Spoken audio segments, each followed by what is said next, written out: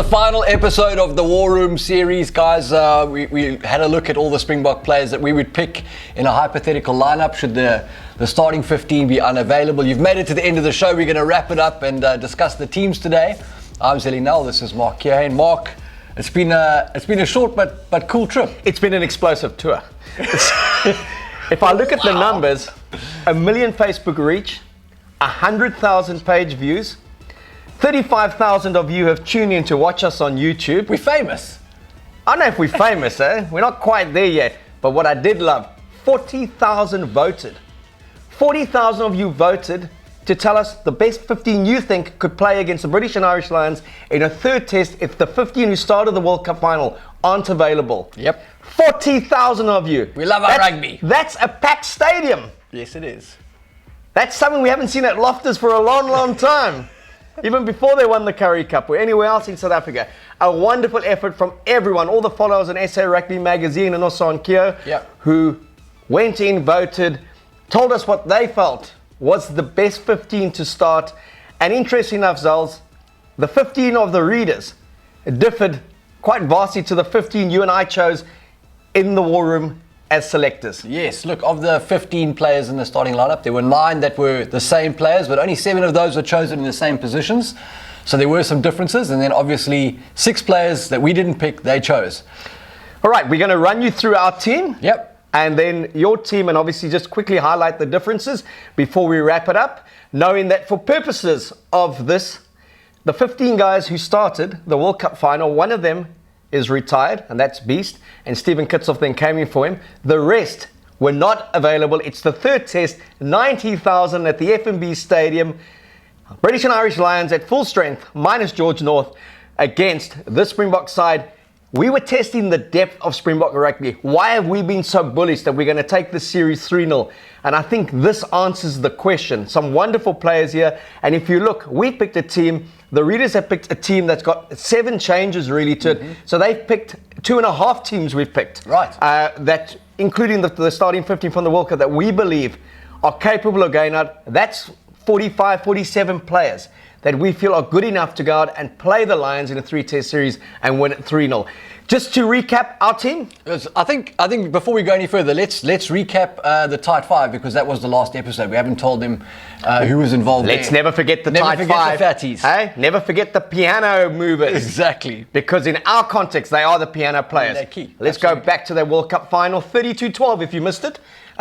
In Japan in 2019, the last time the Springboks played. The score, Eddie, Matt Proudfoot and any other Pommy out there, was 12 for your team, 32 for our team, the Springboks, 2 tries to 0, and Andre Polo got 22 points, and well done for Owen Farrell. I think he kicked 12 points on the day and missed a great tackle, and Carl Sinclair, I don't think he even knows what the score was from that day, so we'll remind him it was 32-12 when he left after about 2 minutes.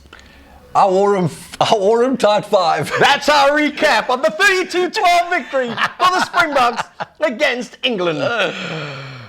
Our tight 5 in the War Room that we chose was Oxen Chair, Malcolm Marx, Trevor Nyakane, Franco Mostert and Archie Snyman. So those are the guys we picked. Because you can't play the Lions if you don't have an Ox. This is the truth. So we took Ox, not Os. Okay? Correct.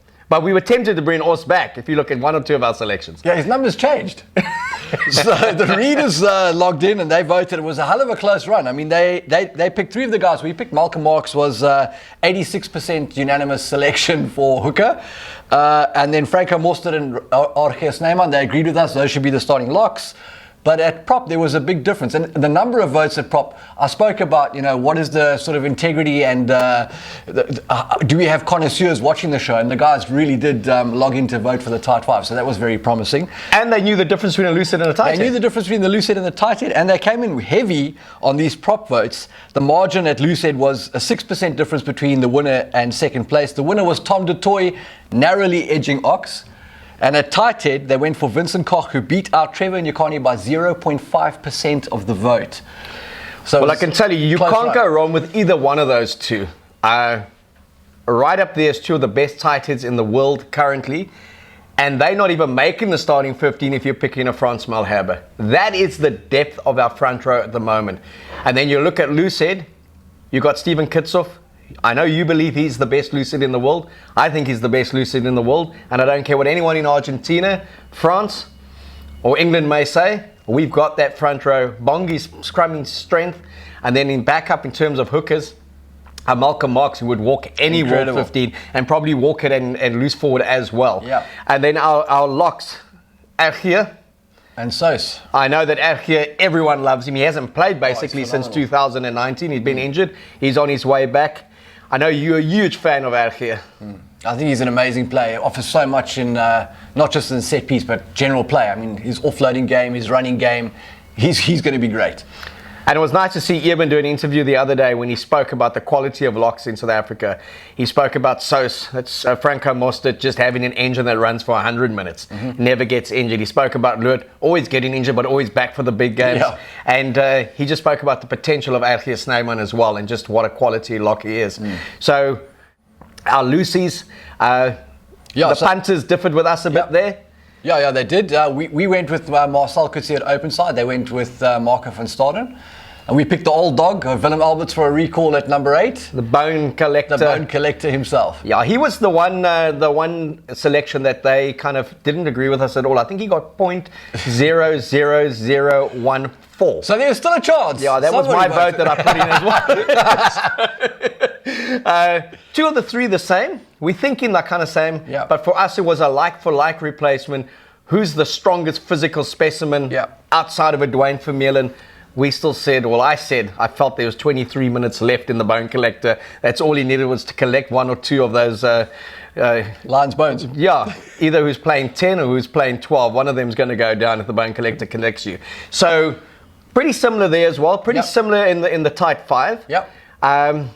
The big changes came. So at halfback there was a big difference. They went with Kobus Reinach at scrum half, and they recalled Morné Steyn at fly half, and we went with Herschel Jantjies and Damian Willems. We went with the young guns. We went with the X factor, the ick factor, Johnny Wilkerson calls it, and Herschel, the incumbent backup. The incumbent backup adds that little bit of unpredictability. He plays with a certain pace that other halfbacks just don't have in this country. And Brian Abana, interesting enough, also went with the Damian Willems. So again, if you've just tuned in, Andre Pollard, for purposes of this series, isn't available because he started the World Cup 15. But we did choose a Damian Willems over a Morné Steyn and over an Elton Jantjies, over a Robert de Preer and a Kerwin Bosch. Centres, also quite similar. Yes, so the readers went with Jan Saventain and Jesse Kriel. We agreed on Jesse Kriel. We deployed Cornel Hendricks at inside centre. And he got a lot of votes. He could have been picked on the winner at centre, and that's a reward from the punters for his form in Super Rugby Unlocked and obviously the Currie Cup. Yes. And just what a wonderful story. I mean, the guy made his debut on the win against, scored a great try against the All Blacks, had heart problems. He was born with a heart condition. Said he would never play again. He went overseas, failed a medical. Went overseas again, failed a medical. Came back, failed a medical. Went overseas again and failed a medical. Went back to his hometown. Started up with the community side. Started doing amazing things for the community. Got called into the Bulls. Passed the medical. And Jake White said, you're not playing win anymore. You're playing 12. And he's been a revelation. Yeah, he's been fantastic. And I'd love to see him in the extended box squad for the 3-test series. Yes. But he made our side as 12. Yeah. With the readers, they deployed him on the right wing. On the right wing. He made our side as 12. The readers went for... So they had Cornel Hendricks on the right wing. They had Sabu on the left. We agreed with that. And then at fullback, we also agreed Frans Steyn. And the readers had Jan Saventain at 12, Jesse Kriel at 13, Sabu, Cornel... Francie. And Francie, eh? Can't go wrong there. The limousine of fullbacks. We were... Not the Rolls Royce, the limousine. I was going to say Hilux Bucky, but okay. The limousine, we might... He just keeps on coming and keeps on coming. We, for our choice, our right wing was Sergio Peterson, the bolter. Obviously, like I said, we had Sabu in the left wing and Francie at fullback, but Sergio was a surprise inclusion by us for... God, I nearly dropped Sergio again just in that. I had Cornel at centre and on the wing. Okay, so Sergio, and... I mean, that was one that you really convinced me in the selection panel. I came in with no idea that he was going to be picked, and I walked out trumpeting his merits. And being reminded that he's only 26, played for the Southern Kings when he was 18, scored on debut, youngest ever, a product of Grey High, has done the rounds a bit, has played for the Springboks, not in a test match, and has got electric pace. Let's not write him off too soon. But all in all, it's been a fantastic series to do. It's wonderful to see the interest that's been out there from the public. And I keep on emphasizing, for 40,000 of you to vote, that shows us the passion that there is. And everyone in this country who loves rugby, who loves the Springbok, wants to be a Springbok selector. Spot on. And when I look at the side that you guys chose, you ladies and gentlemen, and I look at what we chose, I think we're pretty close in terms of what we know that extended backup depth looks like. Absolutely. And the interesting thing, Zels, not one uncapped player, and I'm talking who hasn't played for the Springboks yet, be it test or non-test, none of us went, neither the readers or us went for anyone who hasn't yet played for the Springboks. Amazing. That's incredible. What does that say? That says, I mean, we've got a hell of a lot of depth. There was actually a lot of interest in who might be on the bench, who might be our bomb squad in this hypothetical side. A couple of the comments there pleading for us to do the bomb squad. So, well, between Alistair and Rassie, they chose a hell of a lot of Springboks. There were plenty. There were plenty. But when they do pick the squad, I'm expecting a few uncapped players. I think Fassi will be there. Dwebe may be there. I'm hearing Roscoe Speckman's on the radar. Yeah, and Jasper Visa, he's been called in as well for the training camps. But I do know that Rassie has always been a huge fan of Roscoe Speckman, as he was of Cheslin Colby. And his view is, one-on-one in sevens against Fiji or New Zealand, you've got to know how to tackle. And Speckman's never been exposed for not being able to defend. And he's got a step, he's electric, and he could be providing that kind of X factor. And I think that's looking at what happens if Colby does go down. What kind of player do they bring in a like-for-like player? I mean, that's the whole conversation about Sergil, you know. So Rassie just prefers Speckman in this environment, but that was the reason we discussed Sergil Peterson there. Like-for-like replacement. It's been a pleasure. Thanks for all your hard work and your hard graft. And great. And if you just want to touch on the Super Rugby series that you're running at the moment, and explain that to, you had quite a bit of interest in that as well, explain that to the viewer, the listener, and obviously who's going to read this. Yeah, so essentially what we've done is we've taken all of the great Super Rugby teams of the last 25 years and put them into a knockout competition, a hypothetical knockout competition. We've drawn them randomly, and effectively the readers' votes decide who wins in these matchups. So, for example, in one of the early matches, we had the 1996 Sharks, Andre Jabez, 1996 Sharks up against Stephen Larkham in the 2001 Brumbies. And Played in Durban. And the voting was unanimous. South Africa crunched them. Okay, the Sharks hammered them. Yeah. And for those who haven't read it, do yourself a favor, go on and read it. I mean, your research is just fantastic. It's both squads, its strengths, its weaknesses. It's as if this has been hyped to be an actual match. There's videos of some of the great players who played in both those teams. There's comments from coaches and all that. One thing I do know is that we are so passionate in South Africa.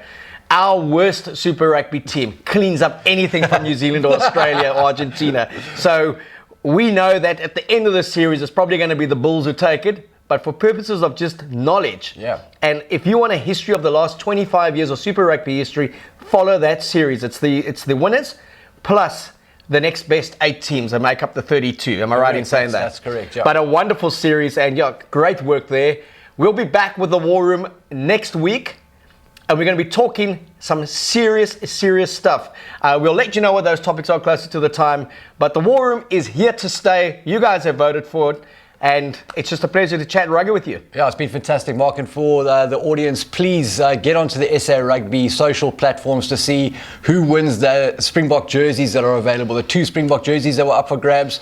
Make sure you follow the platforms to see whether maybe you won one of those. Good luck. Terms and conditions apply. That means you don't get one, I don't get one. We have to earn the right to get one. We weren't good enough. Well, hell, we can talk about the game and we can write about it and we enjoy it. But 2 Bok jerseys up for grabs, and there'll also be a subscription, 2 subscriptions to SA Rugby magazine. We'll chuck that in thanks to the kindness of Zelim. I see he gave me that nod now. It's been a pleasure. We'll chat next week. Have a lucky weekend. Ciao.